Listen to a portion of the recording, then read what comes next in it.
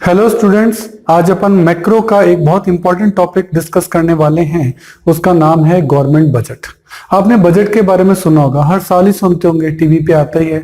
हर साल 1 फरवरी को जो बजट है वो पार्लियामेंट में जो है वो पेश किया जाता है, उसके ऊपर बहस होती है और वहां से लोकसभा से और राज्यसभा से दोनों से पास होने के बाद वो प्रेसिडेंट के पास जाता है। प्रेसिडेंट उस पर सिग्नेचर कर देता है और वो फिर अगले साल के लिए एप्लीकेबल हो जाता है। ये सब चीजें आप नॉर्मल में सुनते होंगे, सही है। बजट जो है वो फ्यूचरिस्टिक है, यानी वो फ्यूचर के लिए बनाया जाता है कि इन फ्यूचर हम कितनी रिसिप्ट करेंगे, कितनी इनकम्स होंगी और कितने खर्चे होंगे, हमारे पास कितना रुपया बचेगा या नहीं बचेगा, सरप्लस होगा या डेफिसिट होगा, ये सब प्रेडिक्टेड होता है।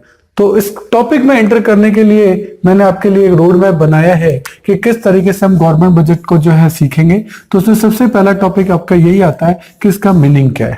बजट जो है वो एक वर्ड है बॉगट, उससे बना है, सही है। उसके अंदर क्या होता है कि आप ये देखते हैं कि आने वाले फाइनेंशियल ईयर में, फाइनेंशियल ईयर कब होता है, फाइनेंशियल ईयर आपका होता है फिस्कल ईयर, इसे अपन कहते हैं। ये 1 अप्रैल से 31 मार्च तक होता है, ठीक है। ड्यूरेशन इसकी 12 मंथ ही होती है, सही है। जैसे मैं कह सकता हूं 1 अप्रैल 2018 से लेके 31 मार्च 2019, ये आपका 1 ईयर हो गया।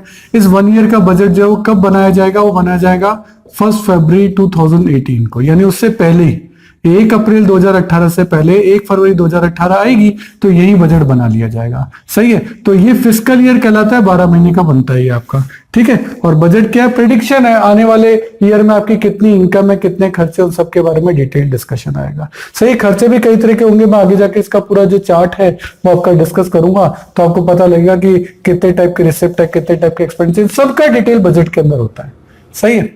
अब बजट के साथ टाइप कौन कौन से होते हैं, तो देखो बजट के जो टाइप है, ये आपका सेकंड पॉइंट हो गया, ये आपका थर्ड। अब थर्ड में भी फर्स्ट है, एक है आपका balance budget. This is type of budget. Balance budget का मतलब है जब आपकी रिसिप्ट और आपके एक्सपेंडिचर क्या हो, बराबर हो। ये आपकी रिसिप्ट है, वो आपके एक्सपेंडिचर है, यदि ये बराबर हो तो ये बैलेंस बजट है, यानी जितना पैसा आया उतना पैसा गया। नंबर 2 आपका आता है सरप्लस बजट। सरप्लस बजट क्या, जब रिसिप्ट जो है वो ज्यादा हो किससे, एक्सपेंडिचर से, सही है। सरप्लस और रिसिप्ट ज्यादा और ये पैसा बच गया आपके पास। और नंबर 3 है आपका डेफिसिट बजट, जब आपके रिसिप्ट जो है वो कम हो किससे, एक्सपेंडिचर से, तो एक डेफिसिट बजट जो है वो आपका कहलाता है। इनके बारे में डिटेल डिस्कशन और न्यूमेरिकल अपन आगे के वीडियो में देखेंगे। देन सर नंबर 4 पॉइंट आता है ऑब्जेक्टिव ऑफ बजट। सर ये बजट बनाया क्यों जाता है।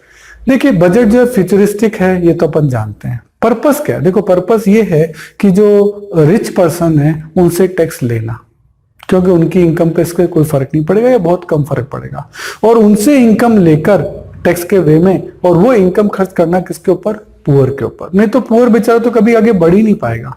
इसीलिए रिच लोगों पे टैक्स लगाया जाता है और उस टैक्स का पैसा खर्च किया जाता है किसके ऊपर, पुअर के ऊपर। तो ऑब्जेक्टिव बेसिकली इसका यही है कि हाँ भाई हमारा पैसा कहां कहां से आएगा, कहां कहां हम लगाएंगे, that is called reallocation of resources, सही है। और इस तरीके से उस पैसे को खर्च करना जिससे कि वेलफेयर हो एक, और इकोनॉमी में ग्रोथ है, जीडीपी बढ़े, इन सब चीजों का जो ऑब्जेक्टिव है उनको अपन डिटेल में डिस्कस करेंगे, सही है। उसके बाद आपका जो टॉपिक अब चालू होगा कि इस टॉपिक में बेसिकली हमें कवर क्या करना। देखो पूरा टॉपिक है बजट, बजट गवर्नमेंट ही बनाती है और तो कोई बनाएगा नहीं, है ना। इसमें 2 टॉपिक होते हैं, रिसिप्ट, रिसिप्ट का मतलब पैसा आना, एक्सपेंडिचर का मतलब है पैसा जाना। रिसिप्ट भी बेसिकली 2 टाइप की होती है, एक तो होती है रेवेन्यू रिसिप्ट। रेवेन्यू रिसिप्ट को अब मैं दे रहा हूं रोज रोज, जो डेली होती है, डेली रूटीन की रिसिप्ट है, सही है। और एक होती है कैपिटल रिसिप्ट, जो होती है कभी कभी, कभी कभी, सही है। रे से रेवेन्यू, क से कभी कभी। तो रेवेन्यू रिसिप्ट ये गवर्नमेंट की जो डेली रिसिप्ट है, गवर्नमेंट के पास पूरे साल भर इन चीजों से पैसा आता है। रेवेन्यू रिसिप्ट भी 2 टाइप की होती है, एक तो होती है टैक्स रेवेन्यू और एक होते हैं नॉन टैक्स रेवेन्यू। रेवेन्यूज है ये आपके, है ना। टैक्स रेवेन्यू गवर्नमेंट टैक्स लगाती है, गवर्नमेंट की तो इनकम का सबसे बड़ा सोर्स ही क्या होता है, टैक्स। और टैक्स रेवेन्यू भी जो 2 टाइप का होता है, एक तो डायरेक्ट टैक्स और एक आपका इनडायरेक्ट टैक्स। डायरेक्ट टैक्स जैसे इनकम टैक्स, सही है, जिस पर्सन पे इंपोज किया गया उसी से वसूल किया जाता है, ये आपका क्या कहलाता है, डायरेक्ट टैक्स। थोड़ा सा डिटेल में आपको बता दूं, ये गवर्नमेंट है, गवर्नमेंट ने पब्लिक से पब्लिक के ऊपर टैक्स लगाया और पब्लिक ने गवर्नमेंट को पे कर दिया, तो ये कहलाता है डायरेक्ट टैक्स। सही है, ये इसका एग्जांपल है इनकम टैक्स। इनडायरेक्ट टैक्स क्या, गवर्नमेंट ने पब्लिक पे लगाया लेकिन गवर्नमेंट पब्लिक से वसूल नहीं करेगी, बीच में एक मीडिएटर होगा, वो होगा शॉपकीपर। शॉपकीपर पब्लिक से जीएसटी वसूल करेगा और वो जीएसटी किसको दे देगा, गवर्नमेंट को। तो पे किसने किया, शॉपकीपर ने।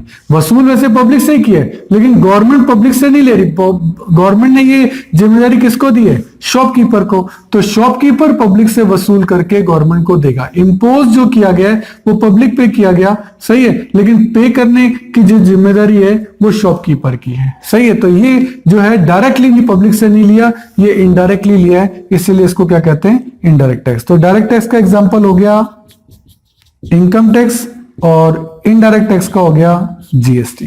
तो ये गवर्नमेंट का टैक्स रेवेन्यू रोजाना गवर्नमेंट को मिलता है। खूब सारा टैक्स गवर्नमेंट को डायरेक्ट और इनडायरेक्ट के तौर पे, टैक्स रेवेन्यू के तौर पे, रेवेन्यू रिसिप्ट के तौर पे गवर्नमेंट को मिलता है। सही है, देन आते हैं नॉन टैक्स रेवेन्यू। सर ये टैक्स के अलावा गवर्नमेंट को कौन सी रिसिप्ट होती हैं, बहुत होती है। गवर्नमेंट वेरियस एग्जाम्स वगैरह लेती है, उसकी फीस कलेक्ट करती है। गवर्नमेंट के स्कूल हैं, कॉलेजेस हैं और भी अदर इंस्टीट्यूशन है, उनमें वो फीस रिसीव करती है। और भी काफी सारे काम को, रजिस्ट्रेशन आपकी प्रॉपर्टी का होता है, उसकी फीस ली जाती है। सही है, फाइन्स, आपने कभी रेड लाइट क्रॉस कर ली या आपने कभी सीट बेल्ट नहीं लगाया, हेलमेट नहीं पहना, तो गवर्नमेंट वेरियस टाइप के फाइन्स जो है वो पब्लिक से वसूल करती है, वो भी गवर्नमेंट की इनकम है। पीएसयू पब्लिक सेक्टर यूनिट्स हैं, वो फायदा कमाती है। मान लो कोई बैंक है, सही है, या इंडियन ऑयल कॉर्पोरेशन है, सही है, या भारत पेट्रोलियम है, ये जो पैसा कमाते हैं तो ये गवर्नमेंट की तो पीएसयूज हैं, तो गवर्नमेंट को ही तो इसका फायदा मिलेगा। तो ये सब क्या कहलाएंगे, गवर्नमेंट के नॉन टैक्स रेवेन्यू। तो ये तो हो गया रेवेन्यू। इससे रेवेन्यू रिसिप्ट से मैं आपको बता दूं, इससे एसेट्स और लायबिलिटी पे कोई फर्क नहीं पड़ता, बस इनकम है। अब आप जाके ये गवर्नमेंट को थोड़ा कह सकते हो भाई साहब मैंने टैक्स भरा है तो मेरे को आप बदले में क्या दोगे, ऐसा नहीं हो सकता। बस आपने दे दिया, अब आप भूल जाओ। वो करना जो करना है वो गवर्नमेंट को करना है, आपको इसके बारे में क्वेश्चन पूछने का कोई राइट नहीं है। तो इससे कोई एसेट्स का क्रिएशन या लायबिलिटी, एसेट्स और लायबिलिटी पे इस बात का कोई भी फर्क जो है वो नहीं पड़ता रेवेन्यू रिसिप्ट का। अब आते हैं कैपिटल रिसिप्ट। कैपिटल रिसिप्ट यानी कभी कभी आपके पास पैसा आएगा, कैसे आएगा, एक तो आएगा डिसइन्वेस्टमेंट करने। डिसइन्वेस्टमेंट का मतलब जैसे गवर्नमेंट ने किसी कंपनी को एस्टेब्लिश किया था, बनाया था, अब गवर्नमेंट क्या कर रही है, उस कंपनी से अपना पैसा निकालना चाहती है, तो गवर्नमेंट क्या करती है, उस कंपनी में अपने शेयर्स बेच देती है, बेचकर पैसा ले लेती है। तो अब गवर्नमेंट का पैसा वापस आ रहा है। तो जब पैसा लगाया था उस कंपनी में, दैट इज कॉल्ड इन्वेस्टमेंट, अब वापस निकाल रही है तो वो क्या कहलाएगा, डिसइन्वेस्टमेंट। तो डिसइन्वेस्टमेंट से एक तो गवर्नमेंट का पैसा आता है और एक बोरिंग। बोरिंग का मतलब तो होता है लोन।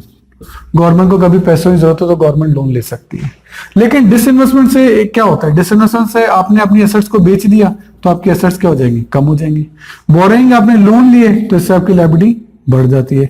तो कैपिटल रिसिप्ट से ध्यान रखना, कैपिटल रिसिप्ट से या तो एसेट कम होगी और या लायबिलिटी बढ़ जाएगी। सही है, जबकि रेवेन्यू रिसिप्ट से एसेट्स और लायबिलिटी पे कोई फर्क नहीं पड़ता है, ये बात ध्यान रखना। देन बात आती है एक्सपेंडिचर्स की। एक्सपेंडिचर यानी खर्चे। सही है, ये भी दो टाइप के होते हैं, एक तो रेवेन्यू एक्सपेंडिचर होते हैं और एक कैपिटल एक्सपेंडिचर होते हैं। सही है, तो अभी मैं आपको एक ओवरऑल इसके बारे में जानकारी दे रहा हूं, जब अपन नोट्स में चलेंगे ना तो अपन इसके बारे में डिटेल डिस्कशन करेंगे। सही है, अभी केवल आपको नोट्स की रोड मैप बता रहा हूं कि अब इसके पॉइंट क्या क्या हैं, क्या क्या अपन इस चैप्टर में डिस्कस करने वाले हैं। अभी केवल मैंने आपको वो बताया, देन इनके अंदर की डेफिनेशन और चीजें, इनकी डायरेक्ट इनडायरेक्ट की डेफिनेशन क्या होगी, वो सब आपको बताया जाएगा। अभी केवल रोड मैप है। रेवेन्यू का मतलब वही रोज रोज वो खर्चे जो आपके रोज रोज होते हैं, और कैपिटल एक्सपेंडिचर का मतलब वो खर्चे जो आपके कभी कभी होते हैं। सही है, वही रेवेन्यू रोज रोज, कैपिटल कभी कभी, याद कर सकते हो। रेवेन्यू एक्सपेंडिचर का मतलब कि खर्चे करो और भूल जाओ।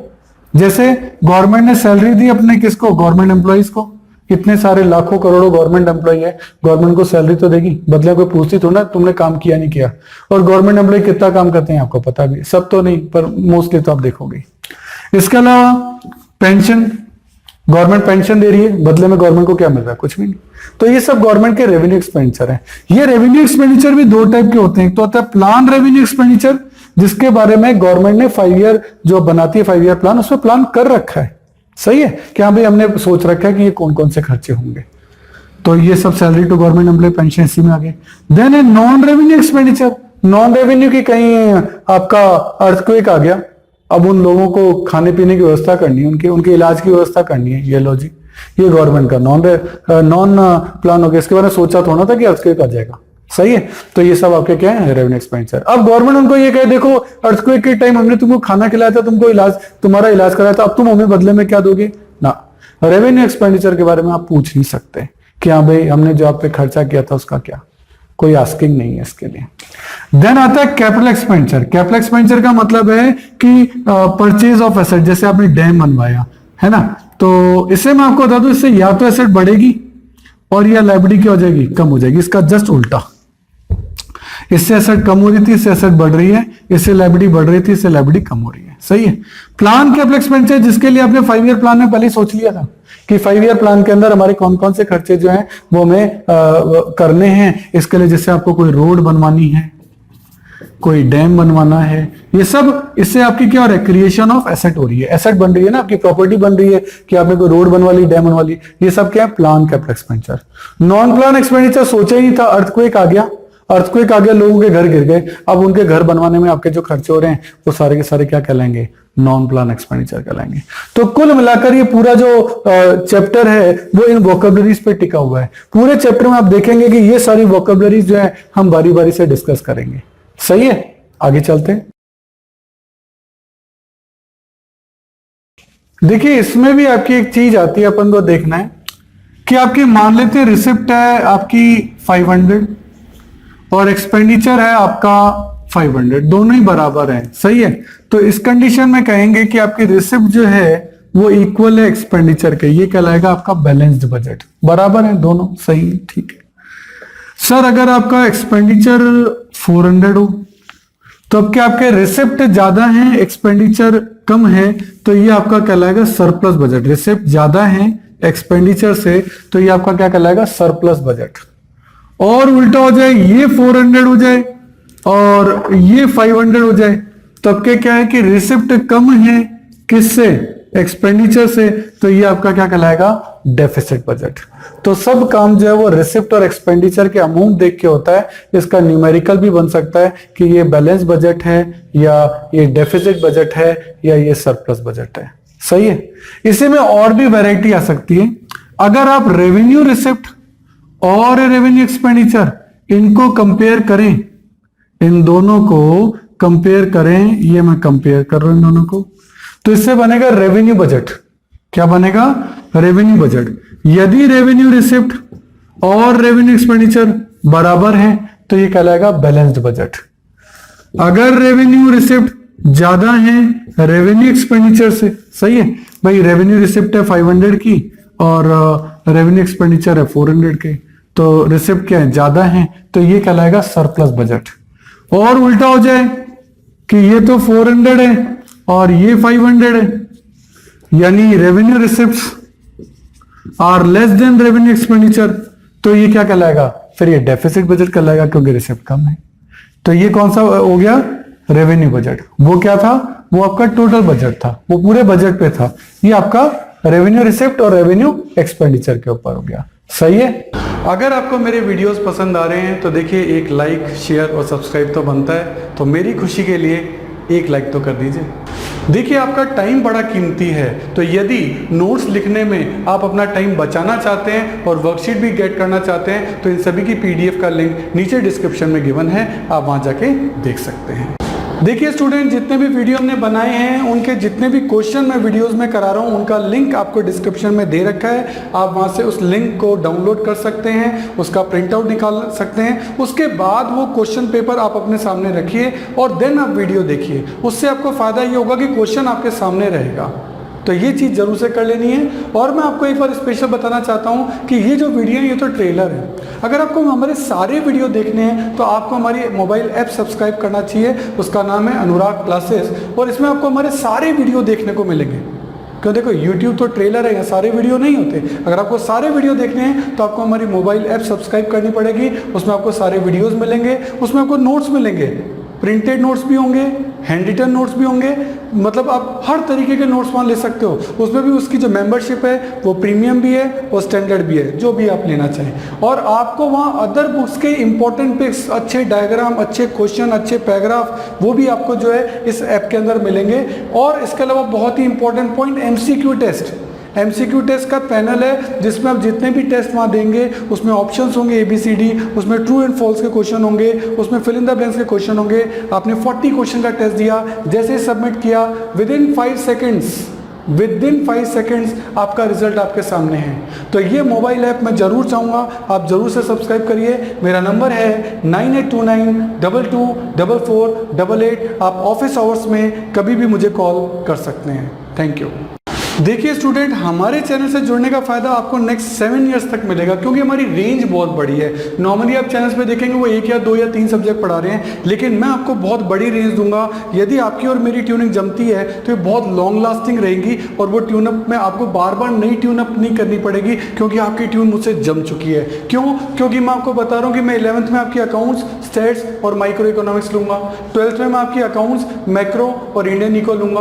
बीकॉम के अंदर मैं आपकी corporate accounting, advance accounting, costing, financial management, budgeting, income tax etcetera, जो भी आपके जिस भी नाम से ग्रेजुएशन के अंदर ये कोर्स होंगे, इन सब के वीडियो हमने ऑलरेडी बना रखे हैं। मोबाइल ऐप आपकी बना रखी है, तो आपको बहुत सारी फैसिलिटीज हम देने जा रहे हैं। इसके अलावा CA, CS और CMA के फाउंडेशन और इंटर कोर्सेज में जितने भी प्रैक्टिकल हैं या इकोनॉमिक्स से रिलेटेड टॉपिक हैं, उन सब के वीडियो आपके तैयार मिलेंगे। पूरा स्टडी मटेरियल, पूरा नोट, सब चीज़ A to Z आपको रेडी मिलेगी। और इसके अलावा मास्टर्स अगर आप कर रहे हैं उसमें भी QT है, या मैनेजरियल इकोनॉमिक्स है, डायरेक्ट टैक्स है। QT का मतलब क्वांटिटेटिव टेक्निक्स, डायरेक्ट टैक्स है, इनडायरेक्ट टैक्स है, एडवांस टैक्स है, यानी पूरी कंप्लीट प्रैक्टिकल जितने भी न्यूमेरिकल सब्जेक्ट होते हैं सब आपको हमारे चैनल पे और हमारे मोबाइल ऐप पे मिलेंगे, जो कि आपको नॉर्मली बाकी चैनल्स पे नहीं मिलते हैं। हर साल आपको नए चैनल पे शिफ्ट होना पड़ता है, और यहाँ आपको एक ही चैनल पे कंप्लीट सॉल्यूशन मिलेगा।